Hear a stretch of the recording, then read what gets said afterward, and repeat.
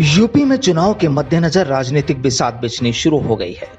भाजपा चुनाव से पहले अपना घर दुरुस्त करने की कोशिश में जुटी है और इसी बीच बीजेपी के राष्ट्रीय महामंत्री बीएल संतोष और यूपी प्रभारी राधा मोहन सिंह एक महीने के भीतर दूसरी बार लखनऊ पहुंचे। सरकार से लेकर संगठन तक कील कांटे कसे जा रहे हैं, लेकिन 4.5 साल में पहली बार ऐसा हुआ कि मुख्यमंत्री योगी आदित्यनाथ डिप्टी सीएम केशव प्रसाद मौर्य के उनके सरकारी घर पर पहुंचे। कहा जा रहा है कि केशव के घर पर दोनों नेताओं के बीच करीब 1.5 घंटे तक बातचीत चली। मुख्यमंत्री योगी आदित्यनाथ का सरकारी घर 5 कालिदास मार्ग पर है। वहां एक घर छोड़कर ही केशव प्रसाद मौर्य का बंगला है, लेकिन 4.5 साल में यह पहली मर्तबा है जब योगी मौर्य के घर पहुंचे। दरअसल केशव मौर्य की बेटी की शादी में योगी शामिल नहीं हो पाए थे, लिहाजा योगी वर वधू को आशीर्वाद देने पहुंचे।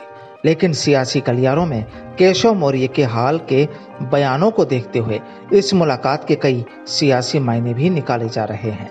केशव मौर्य लगातार ये कहते रहे हैं कि अगला मुख्यमंत्री कौन होगा ये बीजेपी आलाकमान तय करेगा।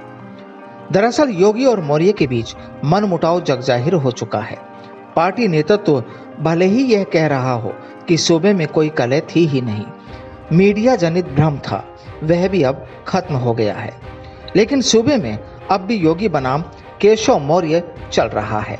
केशव मौर्य 2017 में मुख्यमंत्री पद की रेस में सबसे आगे थे। पार्टी ने उन्हें चुनाव के मौके पर प्रदेश अध्यक्ष बनाकर यह संकेत भी दिया था। चुनाव रिजल्ट के बाद ऐन मौके पर उन्हें उप मुख्यमंत्री बनाना पड़ गया।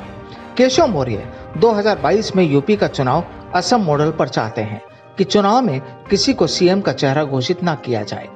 सीएम का फैसला विधानमंडल दल की बैठक में हो।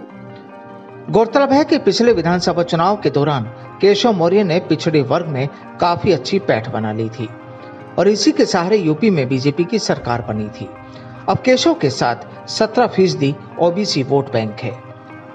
इसे किसी भी हालत में बीजेपी गंवाना नहीं चाहती है, जबकि योगी के हिंदूवादी चेहरे को भी प्रदेश में काफी पसंद किया जाता है। लिहाजा ऐसे में पार्टी योगी और केशव दोनों को ही नाराज नहीं करना चाहती है, इसलिए अब बीच का रास्ता निकालने की कोशिशें की जा रही है और नया फार्मूला तलाशा जा रहा है। Bureau report, the fact India.